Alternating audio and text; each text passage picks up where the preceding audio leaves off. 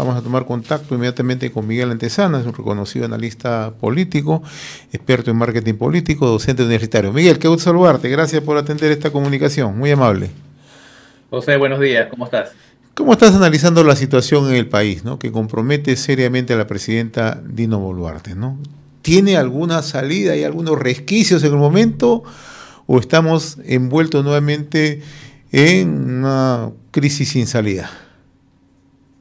Yo creo que estamos, para resumirle en una frase, empantanados en una crisis política de la cual no creo que vayamos a salir bien librados ni que tengamos una solución satisfactoria para la población.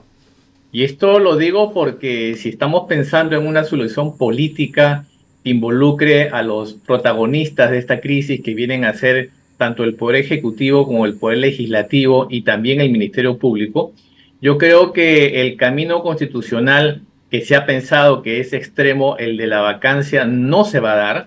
No se va a dar porque hay un convenio implícito entre el Congreso y la Presidencia de la República en que ambos quieren salvarse y mantenerse hasta el 2026. Y por el lado del Ministerio Público, yo creo que están con las manos atadas, que si bien es cierto que pueden avanzar en algunas investigaciones, porque son dos, no solamente es el tema de los Rolex, Claro. también hay un tema de un desbalance patrimonial que inclusive data desde que antes que fuera presidenta Boluarte. Si bien es cierto que ellos pueden avanzar en ese sin ningún tipo de limitaciones, recordemos que los tiempos de la justicia son extremadamente lentos en este país. Por lo tanto, si estamos creyendo que esto va a terminar en un reemplazo de la presidenta, yo creo que no se va a dar, sino que simplemente esto se va a estirar lo máximo posible hasta llegar a las elecciones de 2026 y entraremos en un nuevo capítulo de nuevos protagonistas, de nueva crisis política y vamos a seguir viviendo en este círculo vicioso por precisamente las fallas estructurales que tiene el sistema político nacional. Ahora, es tan compleja la situación porque tú acabas de resumir, ¿no? El Congreso, el Ejecutivo, el propio Ministerio Público, ¿no? Pero a eso también habría que agregarle, Miguel, ¿no? La escasa credibilidad que tiene la presidenta, ¿no? Uno empieza a mirar las encuestas, 88% de desaprobación. O sea, ¿cómo manejar esta crisis en estas circunstancias? ¿Hacia dónde nos enrumbamos? Lo que pasa es que si nos quedamos solamente con las cifras de desaprobación, si nos quedamos con lo que la gente opina, pero no hay un pase de la opinión a la acción, esto va a seguir igual. La presidenta de la República puede tener un 100% de desaprobación, pero si la ciudadanía sigue instalada en su casa, sigue viendo las noticias, sigue opinando por las redes sociales y no hace absolutamente nada, esa persona con ausencia de legitimidad política va a seguir gobernando hasta el 2026, como ha venido sucediendo con el Congreso, porque también recordemos que es un grupo de gente que ha sido elegida por nosotros y están haciendo lo que les da la gana. Hace pocos días acaban de reformar la Constitución, más de 50 artículos y no ha pasado nada. Así que si nos quedamos precisamente con esta coyuntura que tú acabas de describir, no va a pasar nada. Aquí la única salida, lamentablemente, y alguna vez lo hemos conversado con anterioridad, José, es que la calle se active.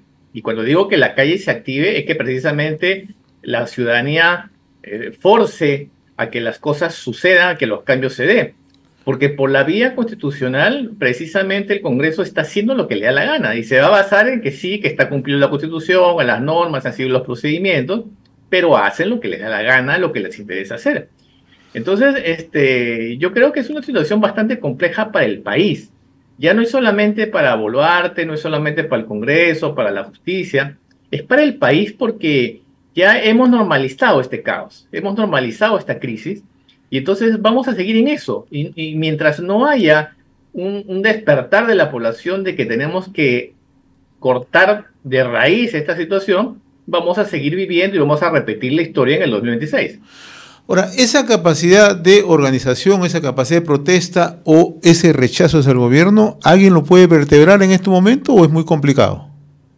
No, no, esto yo creo que no tiene que ver nada con líderes políticos, con partidos políticos, porque si hablamos de desprestigio y desaprobación, también les aplica a todos los partidos políticos. No hay nadie que se salve. Y a toda la gente que se viene dedicando a política desde hace muchos años.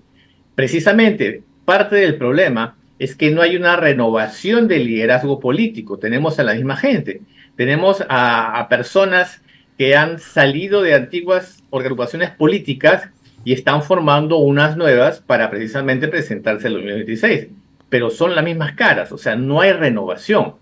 Y generalmente, y podemos ver la historia mundial, ni siquiera latinoamericana, la historia mundial, estos cambios se dan a raíz de quiebres, a raíz de crisis en las que ya pues la situación no aguanta, en que la olla de presión pues explota. Y me parece que tendremos que llegar a eso en algún momento. No soy adivino para saber cuándo, no sé si es ahora, no sé si después de 2026, o puede haber alguna situación que gatille que las situaciones se den, como cuando sucedió con Fujimori, el descubrimiento de los Vladivideos, que forzó a hacer un cambio radical. No sé qué tendrá que pasar ahora. Por supuesto, algo mucho más grave, porque tenemos videos, tenemos audios, tenemos escándalos Rolex, tenemos una cantidad de cosas, y como te digo, no pasa nada. ¿Y por qué crees tú esa inercia? ¿A qué obedece esa inercia, no? ¿A que la población ya no confía en nadie? No, yo creo que hay otros factores. En primer lugar, y hay que ponerlo en primer lugar, lamentablemente, es la gran ignorancia y ausencia de cultura política que hay en nuestra sociedad. O sea, es muy poca gente la que habla estos temas, es muy poca gente la que además comprende lo que está pasando y por qué está pasando. Y por supuesto que si hay personas que no saben lo que está sucediendo, no se meten en ella, no se involucran en ella. Hay una relación directa entre esta ignorancia y falta de cultura política con la dejadez. Y por otro lado, es que tampoco hay forma de articular lo que dijimos hace un momento. La misma gente que está en política o los que le enarbolan banderas de cambio son personas que han estado anteriormente y han sido corresponsables de lo que está pasando. Entonces tiene que haber esa renovación, pero entonces ahí caemos en un nuevo círculo vicioso. No podemos pretender una renovación de líderes si estas personas no tienen conocimiento político básico, elemental, de cómo es que se debería articular y qué es lo que se promueve y qué debería cambiarse. Porque si entonces simplemente aparece un grupo de políticos vendiendo espejitos y la gente se lo compra y cree que eso está cambiando, no es así. ¿Qué es lo que se ha querido vender, por ejemplo, para justificar medidas como la reactivación o la nueva vigencia de la bicameralidad? Que sí, porque eso va a permitir una mejor calidad de las leyes, porque no sé cuánto. Sí, pues, pero estás permitiendo que los actuales congresistas puedan reelegirse, que además los actuales congresistas puedan postular al Senado, entonces es más de lo mismo. Pero fíjate que hay todo un cuento, hay todo un manto para cubrir o para satisfacer esas necesidades de poder, aprovechándose de la ignorancia de la gente. Ahora, Miguel, un escenario que puede presentarse es que se siga hasta el 2026, pero estamos en condiciones, así como marcha el país, ¿no? Un gobierno sin rumbo, casi acéfalo, con una crisis constante, una recesión que nos agobia, el tema laboral que es terrible, el tema de la inseguridad ciudadana. Entonces, ¿podemos seguir manteniéndonos a ese ritmo y con una presidenta que es frívola en todo orden de cosas? Yo creo que sí nos vamos a seguir manteniendo, porque por encima de los problemas que tú acabas de nombrar, que son ciertos, está la necesidad de supervivencia de la gente. La gente tiene que vivir, la gente tiene que sobrevivir. Y precisamente esa gente, digamos, la economía de este país se mueve entre un 85 y 90% de informalidad. Eso quiere decir que un 85, 90% de la gente tiene que salir a trabajar y tiene que ganarse el dinero día a día para subsistir. Entonces, cuando está dedicada, enfocada estrictamente a eso, a vivir, entonces todo lo demás pasa a segundo plano. Y en todo lo demás está la parte política, la crisis, los gobernantes, etcétera. Entonces, eso es lo que hace que estemos como aletargados o que hace que se sienta como que la gente no se involucra. Claro, no se involucra porque hay cosas más importantes que atender. Y si a eso le agregamos el elemento que te mencioné hace un momento, de la ignorancia, de la incultura política, entonces precisamente estamos dejándole en las manos de muy pocos este problema, y además manos de muy pocos que son los mismos de siempre, que además también son corresponsables y causantes de esto que viene sucediendo. O sea, no podemos confiar en bancadas en el Congreso cuando precisamente han salido a apoyar todas estas vagabunderías a todo nivel en el gobierno, que en vez de fiscalizar, que en vez de precisamente ser ese contrapeso, simplemente hay una complicidad para que ambos se mantengan hasta 2026. Entonces, es una situación compleja, pero de cierta manera bastante simple de resumir.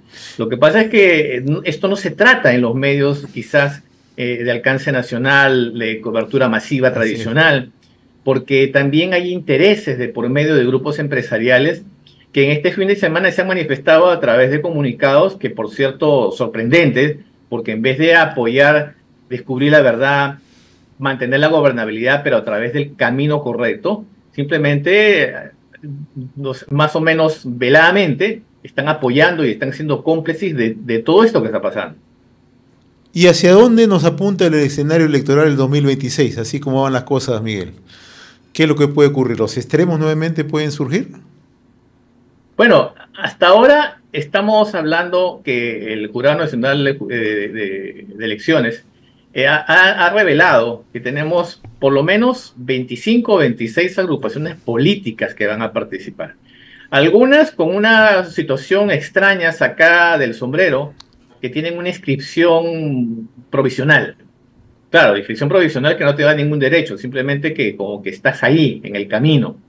Entonces, si podemos prever que por lo menos 25 agrupaciones políticas van a participar en el 2026, nuevamente vamos a presentarnos la fragmentación, la atomización, cantidad de partidos, pero que no representan necesariamente el sentir nacional.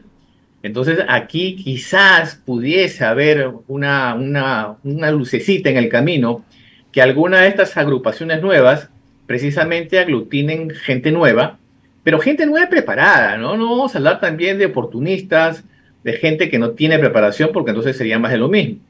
Ahora, al tener esta gran cantidad de partidos políticos participando, entonces, claro, los malos que tienen esta fortaleza de las portátiles, esta fortaleza financiera, esta fortaleza de conocidos por todo lado, son los que se van a llevar la mayor cantidad de votos. Es decir, más de lo mismo. Estamos hablando del fujimorismo, estamos hablando quizás de Acción Popular, estamos hablando de partidos que ya tienen una estructura partidaria, que pueden entonces poder llegar sin ningún problema al Congreso.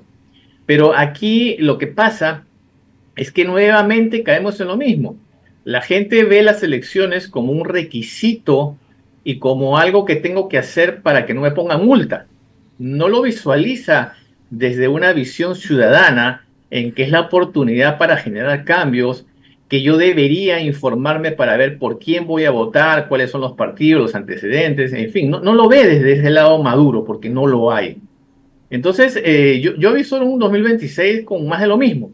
No creo que haya una situación completamente diferente, a menos, como te digo, que pueda darse esa situación extraordinaria, que algún nuevo partido aglutine esta voluntad popular, pero precisamente por la característica de la renovación verdadera, de caras nuevas, y caras nuevas que tengan la capacidad precisamente de jalar ese descontento ciudadano.